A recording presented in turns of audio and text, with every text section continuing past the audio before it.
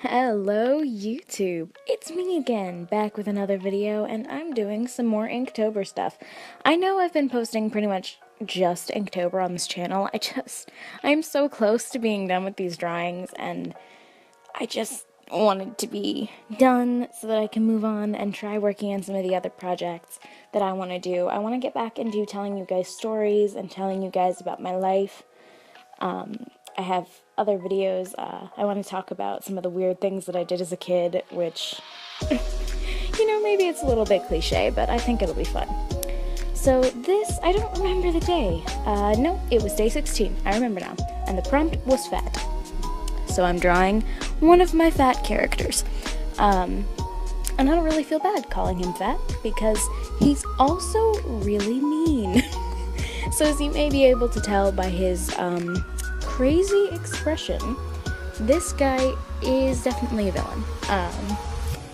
He is not actually involved in the story of one of my worlds, if you will.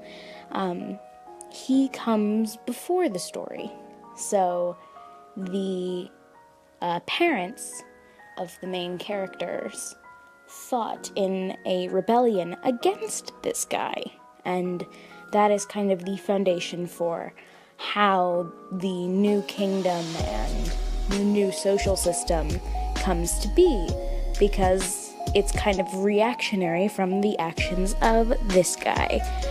So this is in the universe of Gilded Discord, which you may remember I've introduced characters Nina and Adela, and I think I've done Avenir as well. So he is the king that comes before King Germain, and I don't actually ever remember his name, which is a problem. I need to give him a solid name, but I don't have one yet. So he was insane, greedy and just gluttonous and cruel. Incredibly vindictive. He didn't care about the people.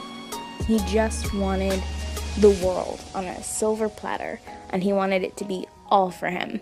So he had this almost white blonde hair and crazy looking eyes.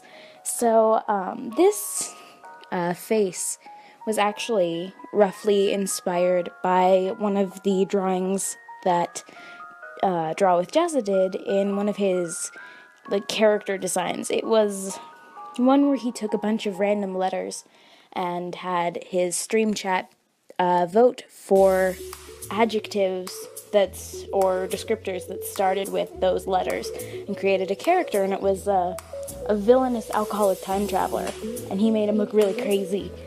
So that was kind of where I got some of my inspiration. But for this drawing, as you can see here, I wanted to try some really extreme lighting. So I wanted him to be lit very harshly from below, so that it would look as though the flames that I added in later around him were casting these dark shadows on his face. And honestly guys, I'm in love with how I shaded this. I just feel like it adds to this really creepy, epic cartoon villain vibe that I gave this guy, and it matches so perfectly to his character and just all of the craziness that happens around this guy, and I'm in love with it. I feel like the shading in the face especially is just very dramatic and intense, and that makes me happy.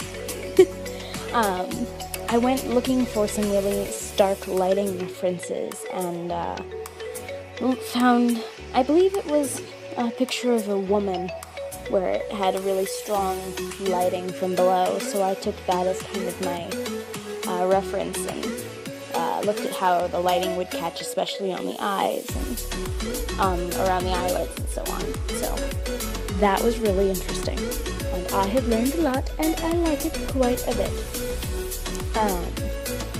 I wanted to give him some very fiery lighting, but I also wanted to give him a very blue outfit. because, you know, just blue. I like blue. One of my favorite colors is blue. Blue is a consistent thing in my artwork. Not too much else to say about this, but I really like that I'm experimenting with lighting more. I think part of my problem with my art has always been that I feel like my shadows and lighting aren't strong enough and don't have enough contrast and interest. So that's always been something I've struggled with. And before, I used to shade with black, and then I learned to shade with colors, but then I felt like a lot of my shading lost its intensity, and that was something that really bummed me out. And so I've always been kind of fighting to come up with some contrast. So here is day 16, Fat. I love it. I hope you love it, because I think it's awesome. So this is day 17. The prompt is graceful. I actually didn't like this picture, so I went and took another picture and had my mom help me get a better picture of it, because I found the picture that I used originally was just a bad angle. For this one, I wanted to take a ballet pose. And I went looking for some hand references because I hated her hands. I just hated them. So I just found like some generic hand references online. I'm not sure whose they were. I just kind of Googled hand shapes, and those were two of the ones that I found. I'm not sure how I feel about her head and the angle of her face, and even really the proportions of her body. But I think in the end, the drawing looks nice, and I think it looks balanced, even if the anatomy may not be completely perfect. Like, the chest and the breasts are gravity-defying, to say the least. They are not normal or natural, but I like them anyway. Her hair is amazing. I've been told that this drawing looks like something out of Flashdance. Like, I don't know if you guys have seen that movie or even the Broadway musical, but there is a scene, which I think is on the poster, where the main character, who is a dancer, pours water on herself, and she's like dipped back and her hair is all falling behind her. And I've had multiple people tell me that that's what this drawing makes them think of, especially with the big kind of 80s infused hair with all of the volume. And I don't dislike it. I have never seen the movie, but I liked the Broadway show, so that's cool. For this skirt, I wanted to try something a little bit different. I wanted to try a gradient, where there was color on the bottom, so I wanted it to be light blue and then fade into black at the top, which wasn't too hard, all things considered. So I will call that a win. I don't have too much to say about this drawing, really. I just think it further highlights my obsession with ballerinas. When I was a little girl, I used to want to be a ballerina, and then I learned that ballerinas tend to stay like on their very tips of their toes, and that causes your feet to bleed, and that causes extreme amounts of pain, and I was immediately like, no, I no longer want this. I'm not kidding. I used to want to be a ballerina. I dreamed about it. I said, Mommy, you gotta take me to ballet classes, and then I found out that it hurt your feet and immediately said no. My dreams changed overnight. I still want to learn to dance, though. That may happen in the future. You never know. I do want to break away a little bit from my habit to do the grayscale to color shading. I think it's a bit of a cop-out for me, because part of why I don't like the contrast in my color shading is because I have trouble finding the right shades, and I think allowing myself to consistently use the grayscale shading is kind of not helping, I guess. I think it's making it a little bit worse, actually. But I think that for the sake of Inktober, it helps me to get a little bit of, a little bit more of an idea of where I want a piece to go. I tried to create like spotlight coming down on her, but I'm honestly not sure that I pulled off the lighting for it very well. When I was doing this, I wasn't really thinking about where I wanted the light to be coming from, and then when I added the spotlight, I just think it doesn't feel as cohesive as the last piece, especially in terms of lighting, which really bums me out. So, you live and you learn. I think part of my issue with some of the Inktober pieces is I feel like some of them are kind of conceptually bad, which don't get me wrong, they are. Don't get me wrong, there are some of my Inktober pieces that are just bad. But I feel like I don't put as much time into thinking about the shading as I should, so that's something I plan to improve upon, but for now, have my little graceful ballerina, day 17. I like it in the end. So this is day 18. Oh, this drawing is so sad. Okay, so I know this is a little bit grim looking. The background says there are some sins you can't wash away, and the theme for this one, the prompt, was filthy. So this prompt just happened to coincide with when I was writing predominantly with one of my characters, whose name is Reva. Reva is very, very young when he's first introduced to the story. He's a toddler. But as time goes on, he goes missing when he's very, very young. I want to say 4 years old. And one of the plot points of the story is his mother is trying desperately to find him, but, circumstances just don't lend to her recovering her son, and she ends up having to fight a war against a god while her son is still missing. She doesn't actually end up retrieving him until he is 11, and that is because he has spent the last several years of his life in what is called the Stronghold. He has been living with a group of monsters that are called Shafers, S-H-A-F-E-R. And the Shafers are shapeshifters. I know, it's really creatively only a few letters off of shifter. That's not a coincidence. They're shape-shifting creatures that take on the appearance of a person in an attempt to regain lifelike qualities. The Shafers are created because they're damaged, lost, or wandering souls that were destroyed or in some way torn before their time. So basically, ghosts with a vengeance. Shafers can be created, but typically they are created by the unholy act of necromancy, and the first Shafer to ever be created is a woman, and she ends up, the woman inside her, the part of her that is still human, ends up taking very kindly to young Reva, who is badly injured when she meets him. So the monster and the woman have this very dichotomous relationship with a little boy. So as he grows older, he ends up doing things and being exposed to things that kind of change him and force him to confront violence at a very young age. And because of this sort of delusional relationship he has regarding this monster that he believes is his mother, he ends up doing some very bad things before he's really young enough to confront them.